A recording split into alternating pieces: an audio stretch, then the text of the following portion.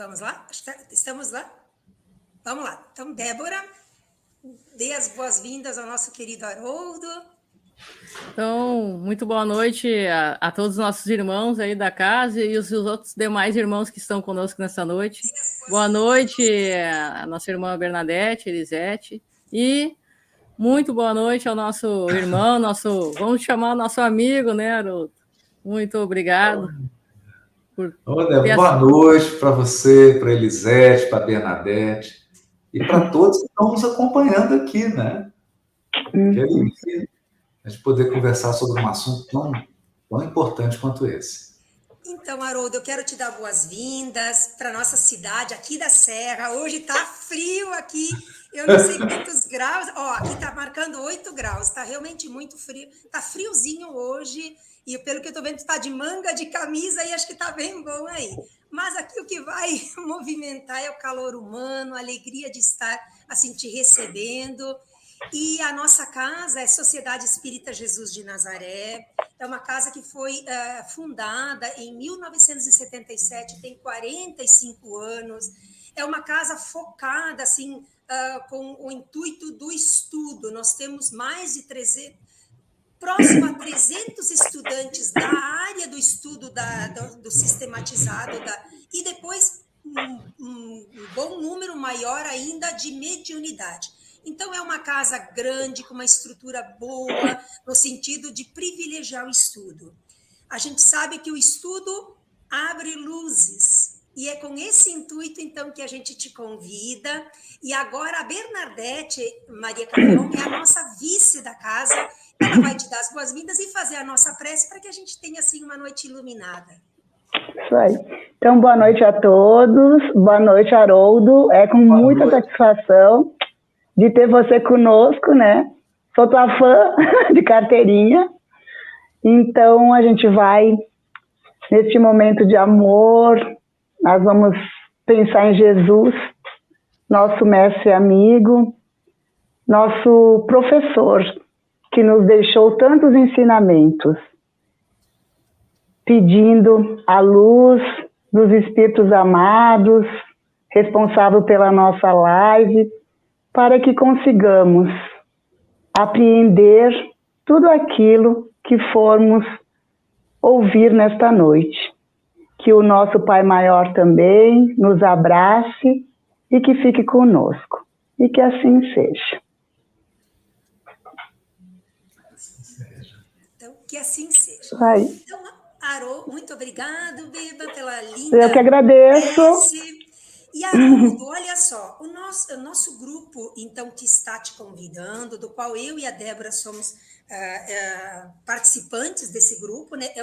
É um grupo de estudo de mediunidade, e nessa rotina de estudar, aprender e aprender, especialmente com as obras de André Luiz maravilhosas, que tem tanto ensinamento. Eu sempre digo, quando a gente lê uma vez, aprende uma coisa, lê pela segunda, aprende mais, a terceira aprende mais, e muitas vezes a gente se dá conta de que tu relês uma obra e a gente pensa, nossa, eu não tinha prestado atenção nesse detalhe. Então, eu lembro sempre nas tuas palestras que tu colocas, nos estudos que tu colocas também, que o estudo é uma espiral. Quando a gente desce, alavanca mais um pouco, e mais um pouco, e mais um pouco. E aí, nesse intuito, então, por nós termos este grupo de estudo, do qual estamos estudando a mediunidade, concluímos esta obra e achamos por bem, então, falar um pouco um dos grandes pilares da doutrina espírita, o consolo que nos dá para todas as dificuldades da vida, que são o poder fazer de novo melhor, que é a reencarnação.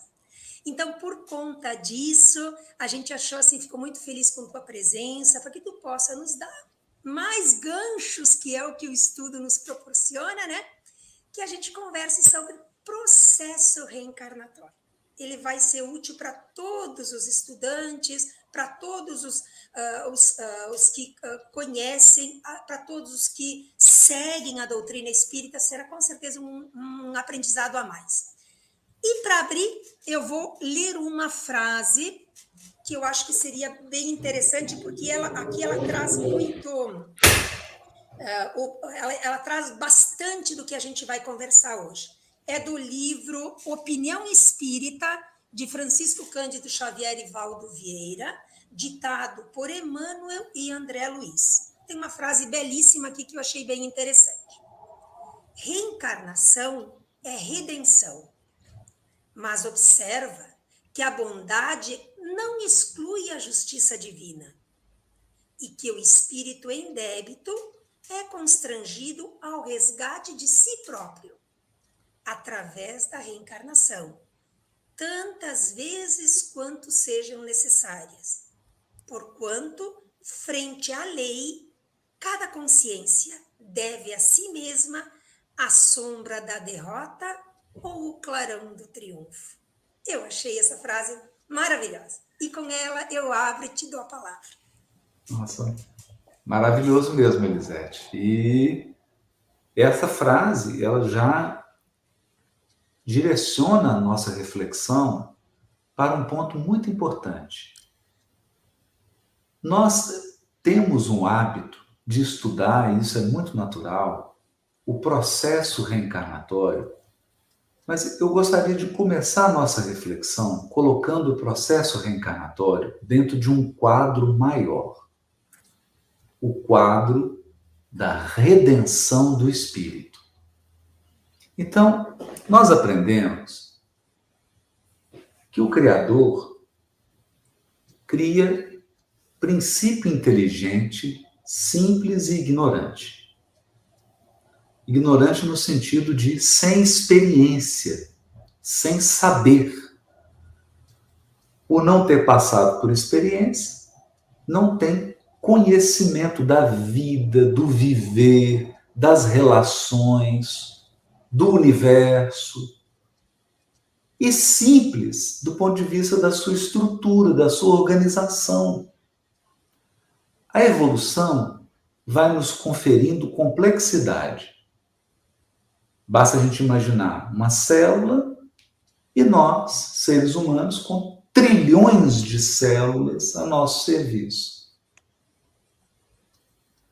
Quando esse espírito, esse princípio inteligente, atinge a idade da razão, ele passa a ser chamado de espírito.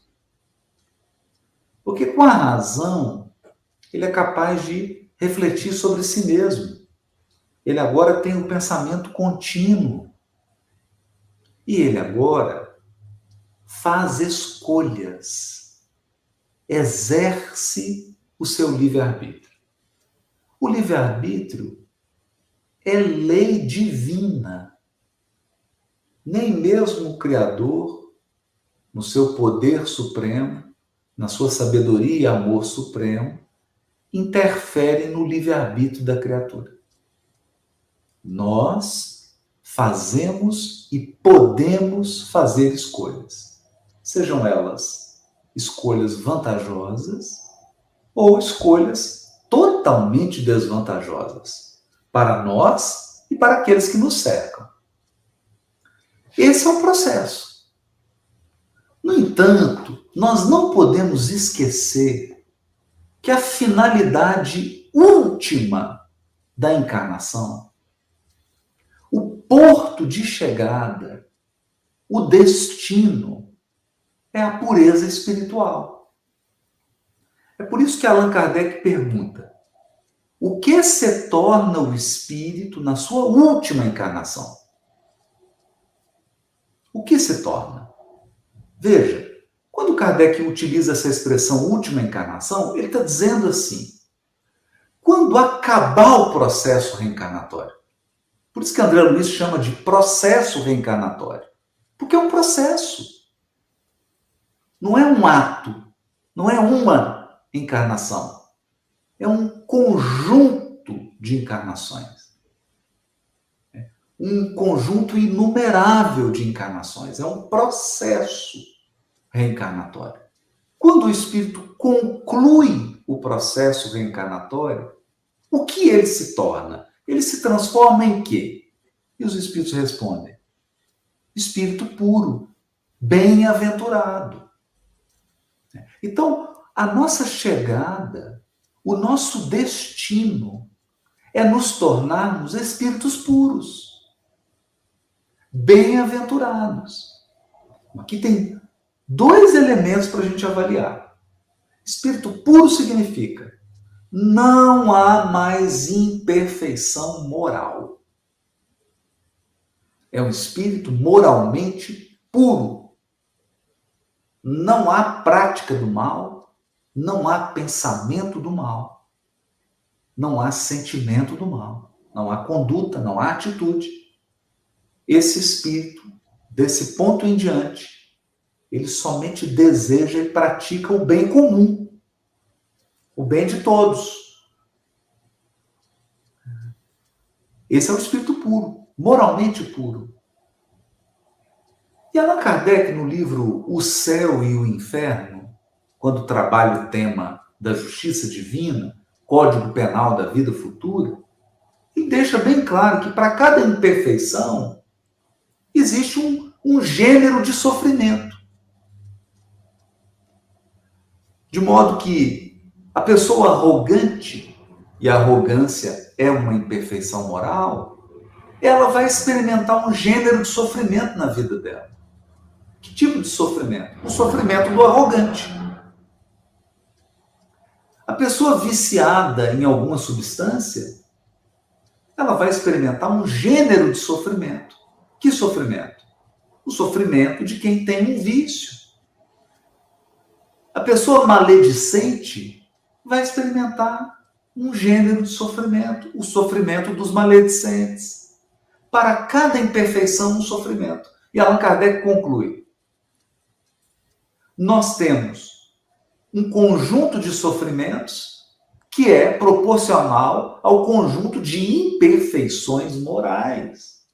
Portanto, quando eu me purifico das minhas imperfeições morais, eu me torno bem-aventurado. Eu atinjo a felicidade plena. Por quê? Porque agora não há mais imperfeições morais. Esse é o nosso destino. Nós reencarnamos para isso. O propósito da reencarnação é atingirmos a pureza espiritual. E podemos gozar, a partir desse ponto, da felicidade sem mácula. É tanto que Allan Kardec, no Livro dos Espíritos, por volta da questão 114, 116, 117, quando Kardec vai trabalhar os caracteres gerais dos espíritos puros, ele diz assim: quais são os caracteres gerais dos espíritos puros? Predominância absoluta do espírito sobre a matéria. Não estão mais sujeitos à encarnação em corpos perecíveis. Não estão mais sujeitos nem a provas, nem a expiações. Realizam a vida eterna no seio de Deus. Ou seja, realizam o processo da comunhão com Deus. A comunhão divina. O momento em que a criatura entra em comunhão com o Criador. Por quê? Porque atingiu a pureza moral. Porque se tornou espírito puro, espírito bem-aventurado. Esse é o final. O resto é caminhada. O resto é peregrinação. Então, reencarnação é processo para chegarmos à pureza espiritual. Nós não podemos enxergar a reencarnação como o fim, como a finalidade última. Não. Reencarnação é meio. Reencarnação é instrumento. Instrumento de purificação do ser. Quando André Luiz apresenta Segismundo no livro Missionários da Luz, olha como que ele apresenta.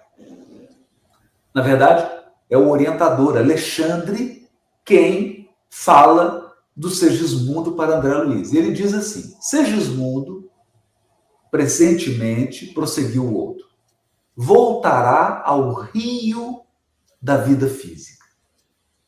Olha a metáfora. A vida física como um rio. É uma experiência que flui do berço ao túmulo. É uma experiência que flui, não é um lago. Não há nada permanente na encarnação. Nada. Nosso corpo está se transformando, o ambiente em que nós vivemos está se transformando, tudo está fluindo. Não tem nada estático. A encarnação é um fluxo, é um rio da vida física. Essa metáfora é bonita. A situação assim o exige e não devemos perder a oportunidade de encaminhá-lo ao necessário resgate. Ou seja, Segismundo necessitava reencarnar por conta do resgate.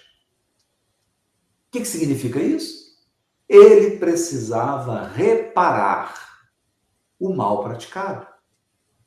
Reparar o mal praticado. Ele precisava se aperfeiçoar. Ele precisava se desfazer da impureza espiritual. Se desfazer de algumas imperfeições. Que imperfeições? Olha a dica. Olha a dica. Segundo está informado, Raquel,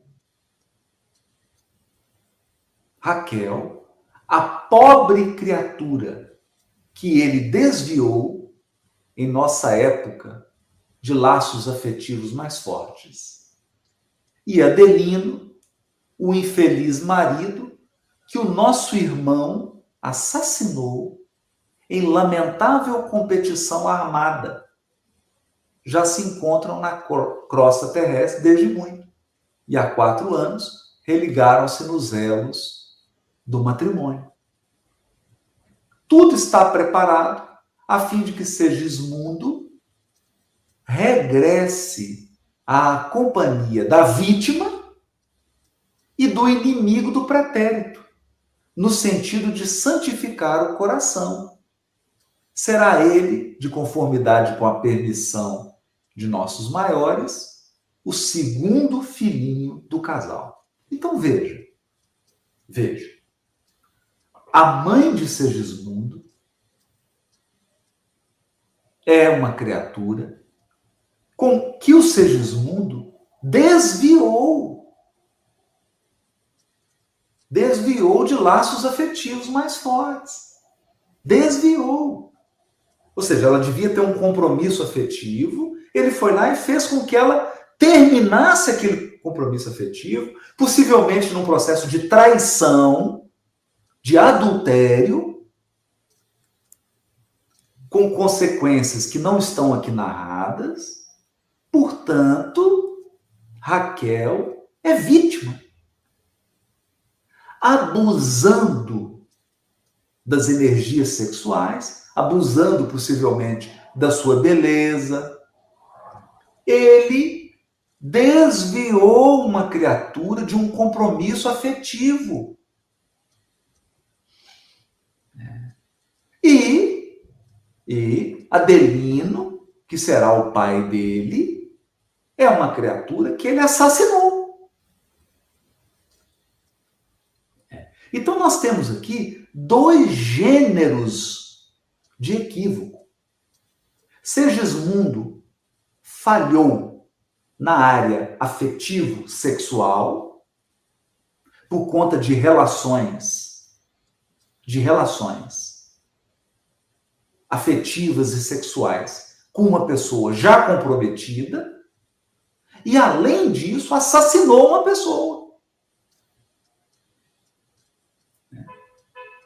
Em lamentável competição armada. Aqui nós estamos entendendo. Lamentável competição armada. Ele entrou numa briga, num duelo, matou. Então, o pai dele é alguém que ele assassinou e a mãe é uma companhia afetiva que ele desviou de um compromisso sério. Então, aqui a gente já tem um perfil psicológico do Segismundo. Nós já temos um perfil psicológico. Segismundo é alguém com dificuldade na área sexual, na área afetiva, né? Uma pessoa que contribui para término de relacionamentos, porque seduz, porque faz promessas, porque tira pessoas de relação afetiva séria, e além disso ele tem uma outra imperfeição, que é uma pessoa possivelmente violenta, estourada, estupim curto, que se envolve em briga. No caso aqui, atirou em alguém, matou. E esse indivíduo precisa purificar. Precisa reparar o mal. E aí começa o processo. Durante o sono, o Segismundo precisa se aproximar da mãe. Precisa haver a ligação do perispírito de Segismundo com o perispírito da mãe, para que dê início o processo de fecundação. No entanto, chega de noite, o pai desdobra, vê o inimigo que o assassinou e o repele fluidicamente. Repele por ódio, por medo. Então, nós temos um processo aqui complicado que vai exigir a intervenção da espiritualidade maior. Por quê? Porque Segismundo está colhendo o que ele plantou. Por que o processo reencarnatório dele está tão difícil? Por que ele está tendo dificuldade para iniciar o processo reencarnatório? Porque simplesmente ele está colhendo o que ele plantou. Ele plantou ódio, plantou violência. Agora está colhendo. Tudo o que nós emitimos retorna. Retorna no momento certo. Então, a mensagem que Elisete leu no início, Deus é bondade suprema, mas ele também é justiça suprema. O Criador não afasta os nossos erros, porque a lei é de responsabilidade. É de responsabilidade. Né? E aqui eu queria me ater num ponto, além desse aspecto de que na reencarnação nós encontramos o terreno que nós plantamos. O terreno que nós cultivamos. O que nós vamos encontrar é aquilo que nós cultivamos. Não é nem nada mais, nada menos do que aquilo que cultivamos. Evidentemente que a justiça divina possui também um componente de misericórdia. E nós estamos vendo a misericórdia atuando no caso do Segismundo. Os amigos espirituais ajudando a amolecer o coração do pai, a reconciliar, a convencê-lo a dar uma chance para Segismundo. Então a misericórdia está atuando. Porque se nós deixássemos apenas a lei de causa e efeito, o Segismundo não ia conseguir nem reencarnar. E veja, isso é uma coisa séria. Muito séria. Certa vez nós ouvimos de um espírito, numa reunião mediúnica, o espírito disse assim: nós estamos muito preocupados com os abortos. E aí a gente olhou para aqui e falou: mas eu não estou me referindo aos provocados. Eu estou me referindo aos espontâneos. E isso nos levou a uma reflexão profunda. Quantos casais passam por essa experiência do aborto espontâneo? Mas na origem desse aborto espontâneo, há relações de ódio entre o espírito reencarnante e os pais que vão receber essa criatura. Quantos? Não seria importante um processo educativo espiritual para que esses pais se preparassem para perdoar, para acolher, se entregando à justiça divina, confiando na justiça divina. Porque, veja, por que Segismundo está encarnando nesse lar? Porque a mãe dele será aquela criatura que ele desviou sexualmente no passado? Porque o pai dele é a criatura que ele assassinou no passado? Porque Deus dissolve as algemas de ódio nos laços de amor. Vou repetir. Deus dissolve as algemas de ódio nos laços de amor. É no lar. Segismundo vai aprender a santificar o amor que ele tem pela Raquel, sendo filho dela. Agora, não mais um sentimento voluptuoso, puramente sexual, mas um sentimento filial. Agora, eles estarão juntos, mas não mais como amantes, não mais como adúlteros. Eles estarão juntos como filho e mãe. Agora, ele vai dissolver a algema de ódio que ele tem com Adelino, que ele assassinou.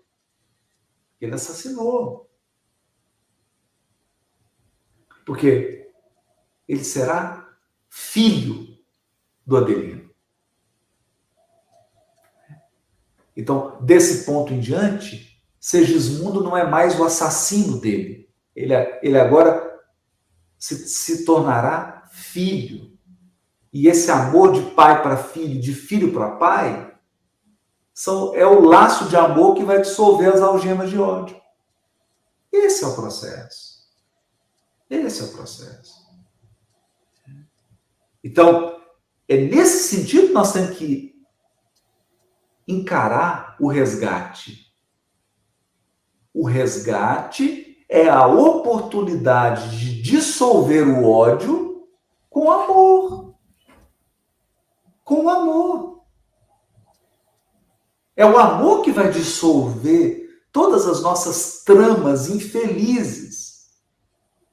Mas para isso tem que abrir o coração. Para isso, nós temos que deixar o Evangelho arar a terra do nosso coração. Preparar a terra do nosso coração. É isso. Senão não há reencarnação proveitosa. Porque eles podem vir pai e filho e dar prosseguimento ao ódio. E é até possível que aconteça um outro crime aqui. Não acontece tanto crime entre pai e filho? Pai matando filho, filho matando pai? Então, eles têm livre-arbítrio. Se eles quiserem prolongar essa relação de ódio, eles podem. Mas não foi para isso que ele reencarnou. Não foi para isso que eles reencarnaram. Eles reencarnaram para resolver esse problema. Resolver. Resolver como? Laços de amor. Aqui no caso, Deus está usando o amor, filho pelo pai, pai pelo filho, filho pela mãe, mãe pelo filho, o amor filial, o amor paternal, o amor maternal para resolver vínculos de libertinagem e vínculos de ódio.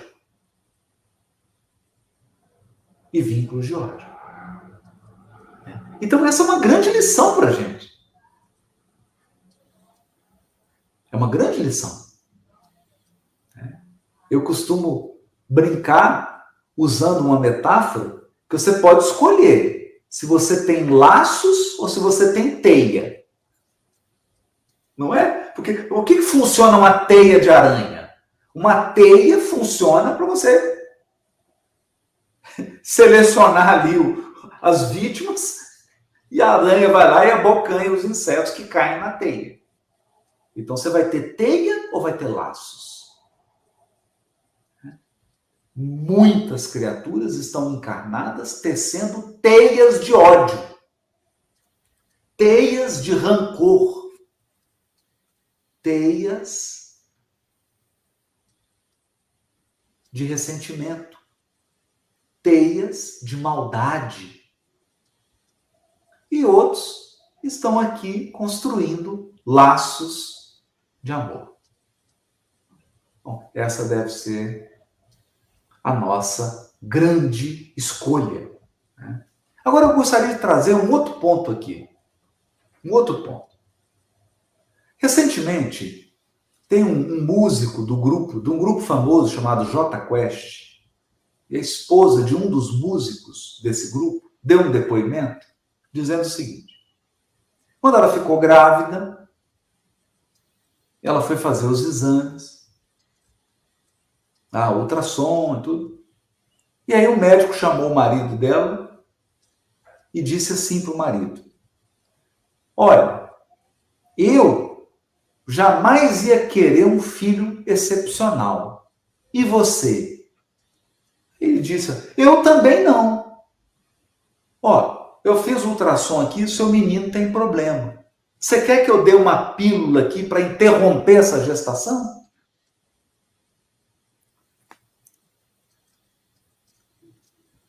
Olha isso. E ela diz que ele falou: não, eu preciso conversar com ela. Ainda bem, né? E quando ele conversou com a esposa, ela falou: de jeito nenhum. E ele disse que ficou meio perplexo: mas eu não quero ter um filho excepcional. Não é isso que eu sonhei. Então pode ser que aqui seja o nosso fim. Ela falou: então que seja. Então esse vai ser o fim. É aqui que nós vamos, cada um seguir seu rumo, porque eu vou receber meu filho, não importa como. E aí diz que ele ficou 40 dias sem conversar com ela. Até que ele reviu o posicionamento dele, percebeu. Agora, veja, o que tem aí, gente? O que tem aí? Exatamente isso aqui. Exatamente a história do Sigismundo. Vai entender por que esse pai estava tão resistente para ter uma criança especial, com síndrome de Down. Por quê? Porque, evidentemente, essa criatura que estava nascendo é o inimigo do passado dele. O inimigo do passado. E depois ela conta que a criança nasceu, ele aceitou levar adiante a gravidez. A criança nasceu, está linda, tem síndrome de Down, mas o filho é um orgulho, um pai hoje. Ou seja, as algemas de ódio foram dissolvidas pelos laços de amor. Amor, filho, pai, pai, filho. Esse é o objetivo da reencarnação. Deus não é contador. Você não veio aqui para pagar. Deus não é banco. Você não veio aqui para pagar nada. Você veio aqui para resgatar. Resgatar os laços de afeto que você destruiu. Resgatar os projetos que você abandonou. Resgatar os terrenos que você não cultivou. Ou seja, retomar, refazer, reconstruir. Afinal, nosso destino é a pureza espiritual. Nossa morada são os mundos celestes, onde seremos felizes, felizes, sem qualquer variação, plenamente felizes. Eu devolvo a palavra, então, para a nossa anfitriã, Elisete, para que a gente possa fazer algum tipo de interação aqui com o grupo. Deve ter alguma pergunta, alguma colocação de alguém, né? Estamos à disposição, Elisete. Bom, eu já tenho uma curiosidade numa passagem do Evangelho que está em João, capítulo 3, de 1 a 12. Sempre me intrigou uma frase de Jesus e eu gostaria que tu comentasses isso qual a conexão que isso tem com a reencarnação, com o processo. A passagem Encontro com Nicodemos, e a frase que me chama muito, muito a atenção é a que diz assim, ó, o Espírito... deixa eu ver onde é que eu estou aqui. O Espírito sopra aonde quer. Ninguém subiu ao céu a não ser aquele que desceu do céu. Sempre foi uma frase assim, desta passagem de Nicodemos que muito me chamou. Então, o Espírito sopra. Eu lembro que nos teus estudos de Gênesis eu fiz todos aqueles 90, acho que passou de 100 até podcasts, onde eu me lembro que tu falavas assim, ó, o Espírito sopra.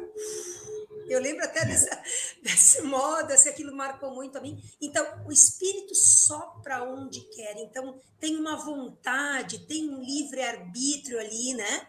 E também ninguém subiu ao céu a não ser aquele que desceu. As grandes possibilidades de repetir, de refazer, de subir um degrau, de parar e subir de novo. Pode comentar para a gente? Claro, Elisete. Bom, nesse texto, Jesus faz uma referência ao primeiro sopro da criação. E é quando o Criador, Deus, sopra nas narinas de Adão. Então aqui, os sábios judeus fazem um comentário que é belíssimo sobre essa passagem. Deus criou tudo com a sua palavra. E disse Deus, haja luz, e houve luz. E disse Deus, e disse Deus. Quando ele formou o corpo biológico e ele foi soprar o espírito, ele não foi com a palavra. Porque poderia falar assim, ó, e disse Deus, haja espírito em Adão. Não foi assim. Ele soprou nas narinas de Adão, e Adão foi feito alma vivente. Então, o espírito é o sopro divino. Ou seja, Deus é com O maiúsculo, o grande espírito que sopra onde quer. O grande espírito que sopra onde quer é Deus. E por que soprar? Aí os sábios dizem assim, se você quiser, você pode falar por 12 horas seguidas, sem parar. É possível. Nós podemos falar por 12 horas seguidas. Agora, experimenta soprar por mais de 1 minuto. É difícil. Experimenta soprar por 5 minutos seguidos, sem parar. Você não consegue. Porque para soprar, você tem que colocar todo o esforço. Então a ideia aqui é de que quando Deus cria o espírito, ele coloca todo o seu poder. Porque ele está criando a coisa mais maravilhosa, que é o ser inteligente. É o sopro. Os seres inteligentes são o sopro de Deus. Deus fez muita força para nos criar. O resto ele cria com a palavra. Aqui não, aqui ele põe tudo. Por que ele põe tudo? Porque no Espírito está o gene da divindade. Estamos em Deus quanto Deus está em nós. É uma frase de Emmanuel, está no capítulo 30 do livro Fonte Viva. Estamos em Deus quanto Deus está em nós. Então nós trazemos o gene da divindade. A centelha divina. Por isso que deu tanto trabalho, né? Então, o Espírito, que é Deus, sopra onde quer. Esse é o primeira interpretação. Mas tem um outro aspecto. Quando nós nos tornamos espírito puro, ou puro espírito, tem duas coisas aqui. Espírito puro é o espírito livre de imperfeições. Puro espírito é o espírito que não precisa mais encarnar. Ele é puro espírito. Não está mais sujeito à encarnação em corpos perecíveis. Esse espírito puro, ele sopra onde quer. Porque agora ele é um cidadão do universo. Ele pode ir onde ele quiser. Por que ele pode ir onde ele quiser? Porque ele não vai praticar o mal. Todas as portas estão abertas para ele. Ele sopra onde quer. Mas veja, para que eu possa subir a condição de espírito puro, eu tenho que descer várias vezes para reencarnar. Então, Alexandre diz assim: Segismundo, presentemente, voltará ao rio da vida física. O que significa isso? Vai mergulhar. Vai voltar. Vai descer. Então, reencarnar é descer. Para subir, tem que descer. É como se capacitando para poder subir. Para poder subir. Para poder subir. Tem uma pergunta, posso fazer aqui? A nossa colega Alexandra, ela disse o seguinte: Haroldo, toda a reencarnação foi programada antecipadamente entre pais e filhos no plano espiritual? Ou ela pode ser programada na existência em curso? Sim. Então, nesse capítulo aqui da encarnação de Segismundo, esse tema é abordado, gente. Então, é o seguinte: nós temos uma escala evolutiva. Então, espíritos primitivos, espíritos muito imperfeitos, muitas vezes vivem uma vida animalizada. Animalizada.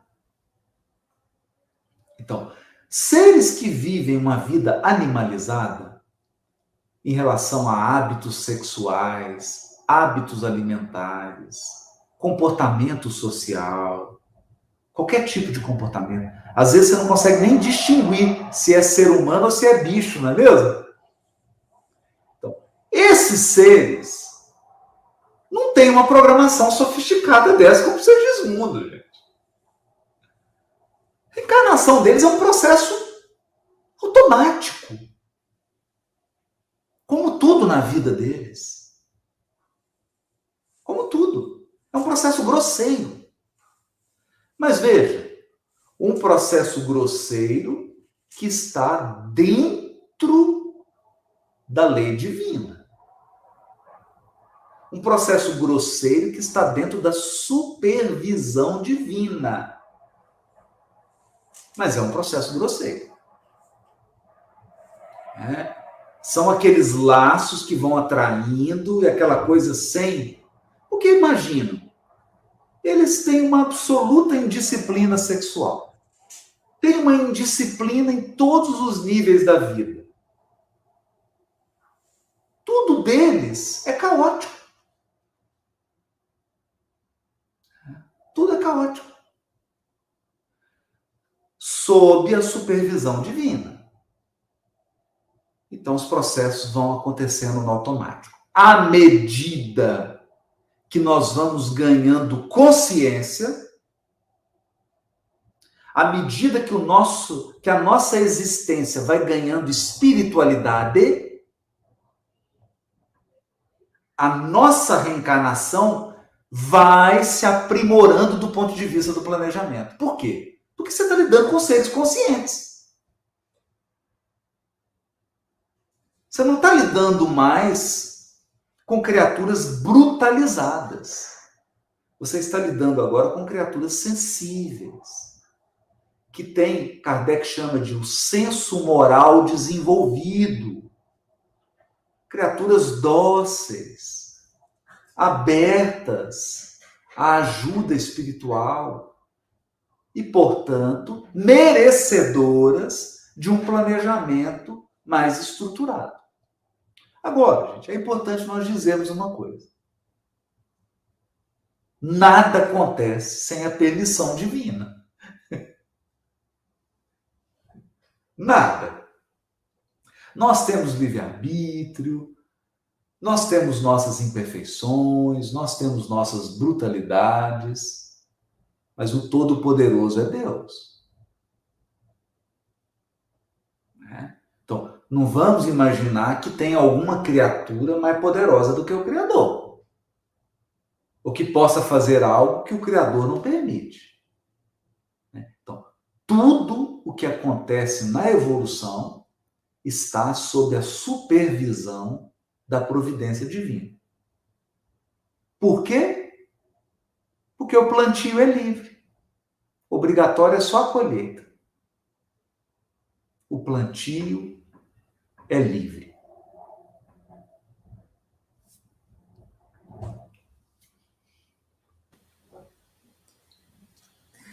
Bom, Haroldo, eu gostaria de que comentasse a respeito da reencarnação tão difícil, né, que se processa na questão dos nossos irmãos suicidas. E até o Emmanuel tem, né, uma psicografia junto do Chico, em que ele menciona uma frase, né, nessa psicografia perante a reencarnação. Ele faz o seguinte, ele faz a colocação de que acender alegria nos corações que encharcamos de lágrimas. E como é tão doloroso nós, enquanto encarnados aqui, né, imaginamos desta forma, e através dos estudos muito aprofundados também, né, da nossa irmã Ivone Pereira, né, principalmente pela obra Memórias de um Suicida, que é inevitável que a gente também se questione a respeito deste tipo de reencarnação, né? Débora. Débora, é o seguinte, tudo é um jardim que nos foi concedido para cultivar. A mente, o corpo, a família, as relações afetivas, o trabalho, tudo, tudo, tudo. É tudo um jardim. Nós colhemos o que semeamos. Então, se por um processo de vida desregrada eu sobrecarreguei meu organismo físico e por conta disso afetei o meu perispírito, ninguém vai me punir. Não é isso que ocorre. Ninguém vai chegar, Débora, agora eu vou te punir. Não. As marcas do nosso desregramento ficam em nós. As marcas da nossa rebeldia ficam em nós. Não é ninguém que vai punir, vai nos julgar. O mal que a gente faz é o mal que a gente faz com a gente. E quando eu pratico o suicídio, eu estou ferindo um organismo que foi concedido. Isso terá consequências. Veja, não é condenação, não é perseguição, não tem nada disso. Mas a criatura trará no seu perispírito as marcas da decisão que ela tomou. Agora, o que acontece? Acontece que a misericórdia divina envolve essa criatura para que ela possa recompor o destino, para que ela possa refazer aquilo que ela destruiu. É por esta razão, quem é a coordenadora do processo de recuperação dos suicidas na Terra? Maria de Nazaré. Por que Jesus deu à sua mãe a missão de ser aquela que acolhe e redireciona e cura os espíritos suicidas. Porque há um amor profundo guiando esses seres. Mas veja, amor não pode isentar você da responsabilidade. Isso não é amor. Isso não é amor. O amor auxilia, apoia, mas o amor corrige. Nós somos seres responsáveis.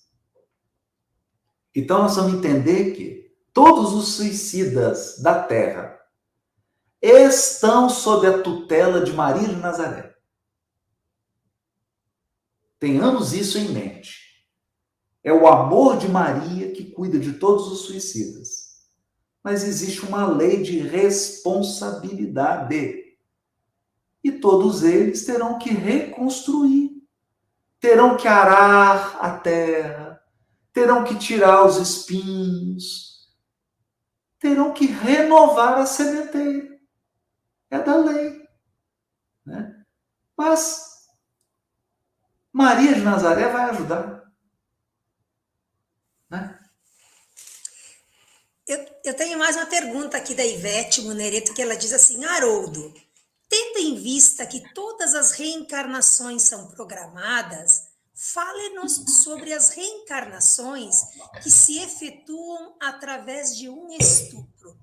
Sim, Ivete, então vamos lá. Não, nem todas as encarnações são programadas, Ivete. Nem todas. Então, gente, nós temos que entender uma coisa. Não há programação para o mal. Não tem ninguém no plano espiritual programando para você vir aqui e praticar o mal. O mal não foi programado. O mal foi previsto. Diferente. É diferente. Então, vamos dizer, imagine que você vê uma pessoa completamente alcoolizada entrando dentro de um veículo e saindo a 100 por hora. A pessoa está bêbada e está dirigindo a 100 por hora. O que você prevê? O que você fala assim? Eu acho que a probabilidade de acontecer um acidente é grande, não é? Eu estou programando o mal? Eu estou programando o acidente? Não, eu estou prevendo. Eu estou fazendo uma análise. Eu estou juntando os fatos. Tem uma pessoa totalmente embriagada, dirigindo um veículo em alta velocidade. Qual é a probabilidade de acontecer um acidente? E grave. Eu não estou programando, eu estou estudando, eu estou prevendo. Então, a espiritualidade maior, ela analisa, ela estuda. E ela, analisando a probabilidade, ela pode prever, olha, é bem provável que ocorra uma tragédia. Mas não foi, a tragédia não foi programada. Ninguém programou para você ficar alcoolizado e dirigir um veículo a 100 por hora. Isso não existe. Nossa, Haroldo. Então, por que a pessoa se embriagou e saiu dirigindo um veículo? Porque ela tem livre-arbítrio.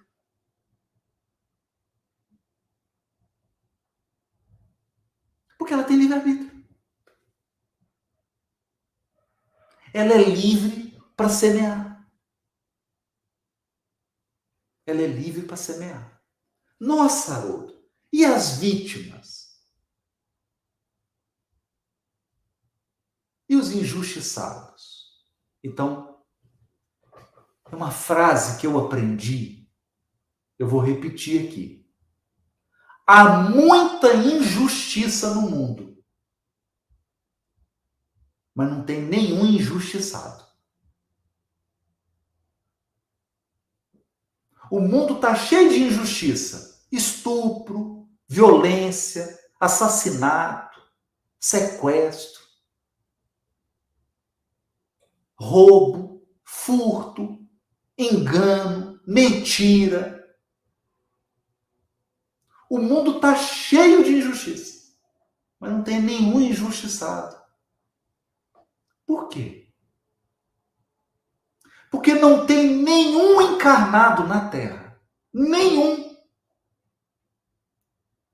encarnado na Terra que não tenha um histórico de débitos graves.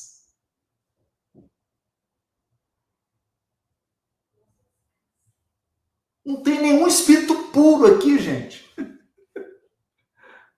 sofrendo injustiça. Só teve um.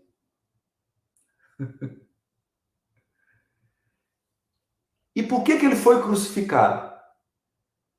Porque ele aceitou. Porque ele quis doar. Porque ele quis, num gesto de sacrifício e de amor, deixar legado o seu evangelho. Mas se ele não quisesse, se ele não deixasse, quantas vezes tentaram pegar e não conseguiram? Então nós temos que entender isso. Ninguém nasceu com programação para praticar o mal. E ninguém sofre o mal injustamente. Eu posso... Nossa, Haroldo, mas como é que eu entendo isso? Você não vai entender. Porque para entender isso, só a inteligência suprema. Para coordenar esse processo, né? Eu posso te perguntar, só para mim entender o raciocínio, acho que para as pessoas compreenderem também. Há uma situação de estupro, aonde alguém decidiu por livre-arbítrio que teria essa ação, a consequência da decisão dessa ação será uma reencarnação, digamos no sentido de estar no momento de haver a reencarnação. Período fértil, por exemplo. Então, o espírito que vai ocupar essa tarefa, ou esse momento de reencarne, em que posição ele se encontra? Porque pelo que entendi que a Ivete coloca é o seguinte, olha, como fica essa situação de programação reencarnatória no caso de haver um estupro e com uma fecundação? Sim. Isso estava programado ou na necessidade do momento se resolveu uma reencarnação? É isso que eu acho que eu estou querendo entender. Não. Quem dera que fosse tão simples e tão linear assim, viu, Elisete? Quem dera. Que geralmente os corações que estão envolvidos nesse tipo de situação são espíritos ligados em rede, todos com comprometimento na área sexual. O que vai reencarnar, a que sofreu a violência, o que praticou a violência. Todos estão envolvidos numa complexa rede. Todos estão envolvidos numa complexa rede. E nós imaginamos programação espiritual, como se fosse uma avenida com todos os sinais verdes. Não é assim. Programação espiritual é assim, ó. Mais ou menos. Olha, Elisete vai encarnar. Mais ou menos na mesma idade dela, estarão encarnados próximos dela 10 espíritos com quem ela já teve vínculo afetivo.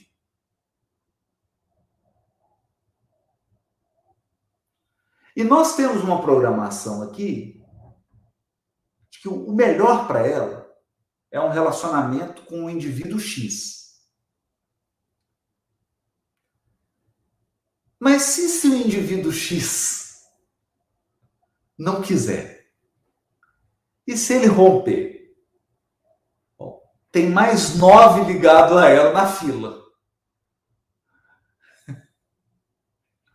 Ah, mas ela vai para cá, e se isso der errado? Ó, se der errado, vai para a esquerda aqui. É uma rede.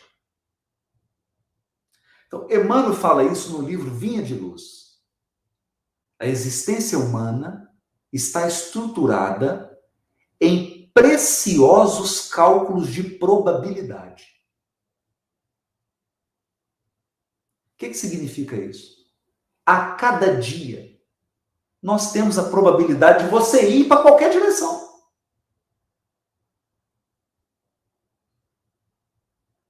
Probabilidade. Você não vai surpreender ninguém. Então, quando uma programação espiritual é traçada, eles traçam um caminho do ótimo. Oh, seria tão bom. Seria tão bom. E quando a Elisete encontrar com 22 anos essa criatura, que ela não repita aquele vínculo que ela teve com ele. Seria tão bom.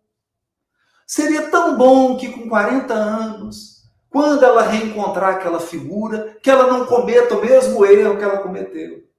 Seria tão bom que quando a Elisete receber essa quantia em dinheiro, que ela não cometa o mesmo erro que ela cometeu há 3 encarnações. Não. Seria tão bom que com a saúde que ela tem, ela não se entregue aos excessos. Seria tão bom. Seria tão bom é a programação do ótimo. Há uma expectativa de que a nossa encarnação seja a melhor. Mas ela vai ser o que eu decidi. Ela não vai ser necessariamente o ótimo. Ela vai ser o que eu escolher. E eu posso transformar a minha encarnação na pior coisa do mundo. Utilizando inadequadamente o meu livre-arbítrio. Agora, eu vou surpreender algum amigo espiritual? De jeito nenhum. Eu não vou surpreender. É uma árvore de muitos galhos. De muitos galhos. De muitos galhos. E ninguém vai se espantar. Você fala, nossa, olha o que aconteceu com fulano, ele deixou, se vinculou a Beltrano. Fala, deixa. Esse Beltrano aí é companheiro de 10 encarnações. E esse erro que ele está cometendo agora, ele já cometeu 15 vezes. É uma rede. A programação espiritual é uma rede. Por isso, gente, o ensinamento do Cristo, vigiai. Vigiai.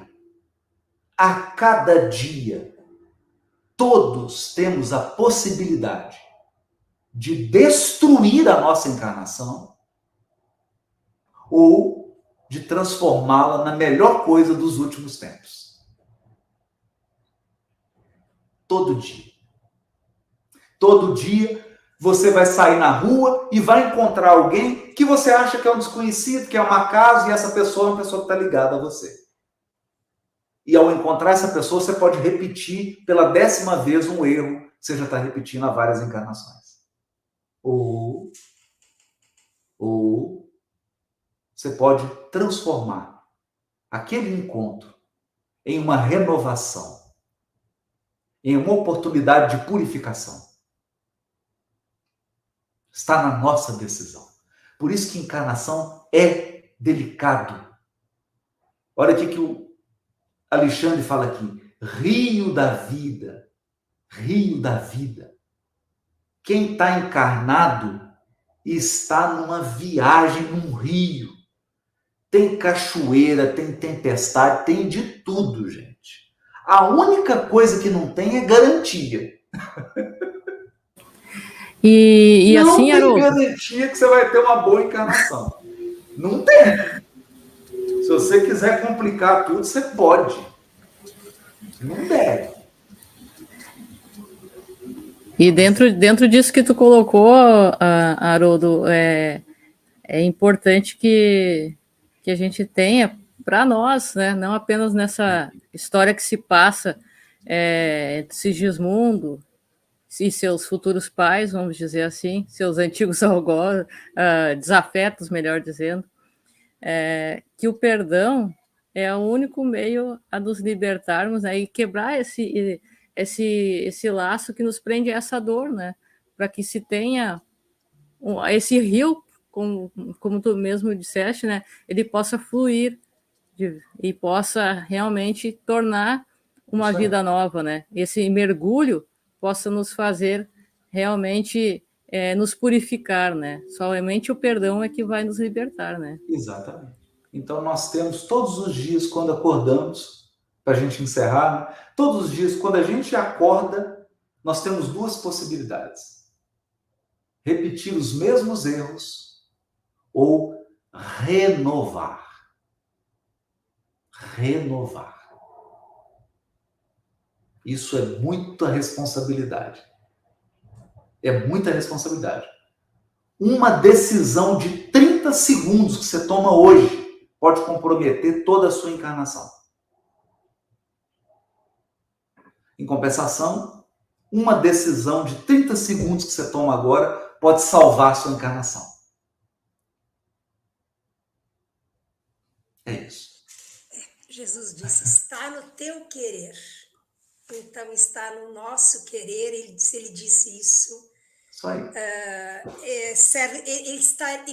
Ele estará repetidamente dizendo e nos oferecendo, está no teu querer. E quanto mais conhecemos, mais nos habilitamos a melhor escolher. E o estudo, a disciplina, a vontade de querer fazer melhor, é uma liberdade que o nosso livre-arbítrio nos dá. Basta que a nossa direção seja essa. E a gente te agradece de coração.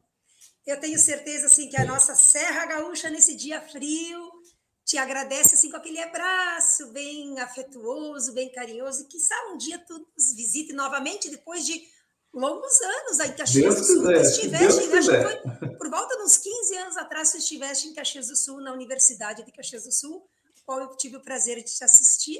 Muita gente te assistiu.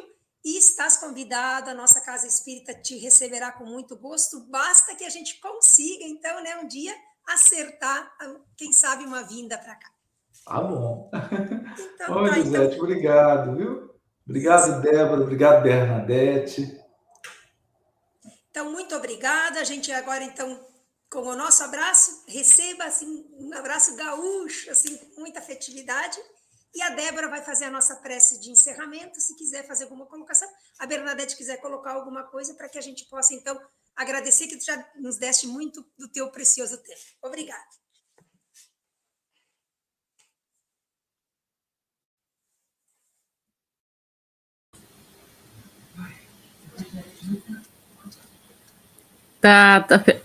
Tá fechado, Bernadette. Deu, desculpe. Então, Haroldo, a gente quer te agradecer em nome da nossa Casa de Amor, da Executiva. Foi um privilégio ter você conosco e foi de muita valia. Muito obrigada. E a gente te espera aqui em Caxias. Um abraço.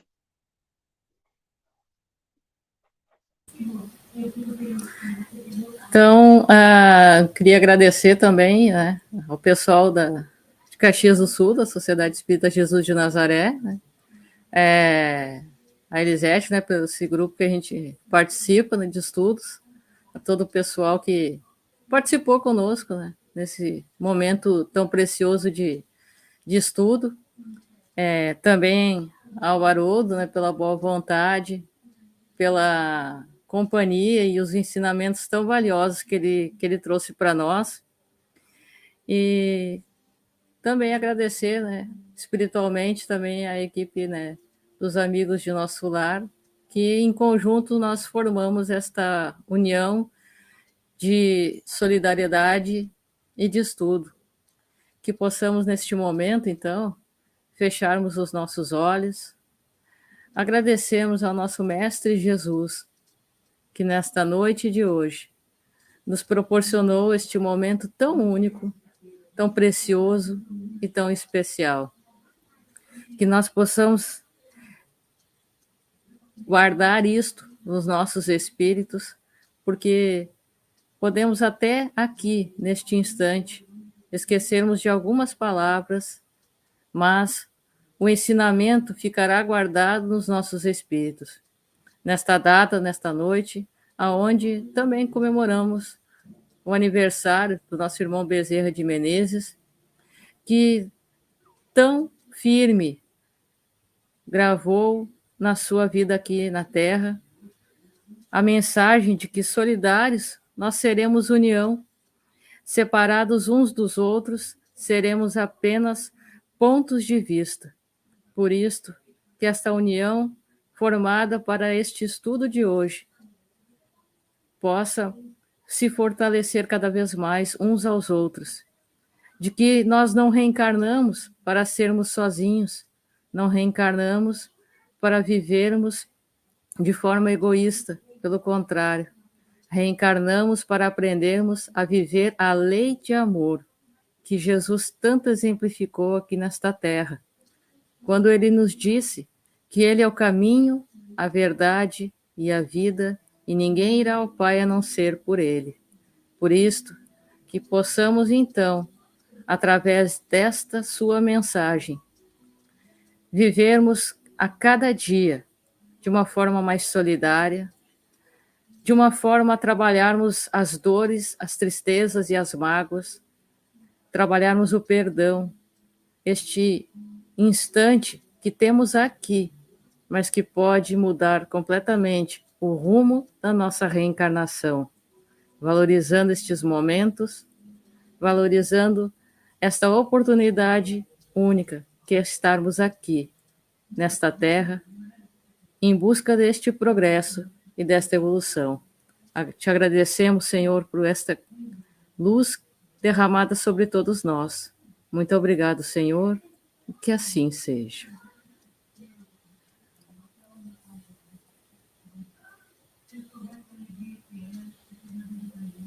Boa noite a todos, muito obrigada por quem participou e até a próxima.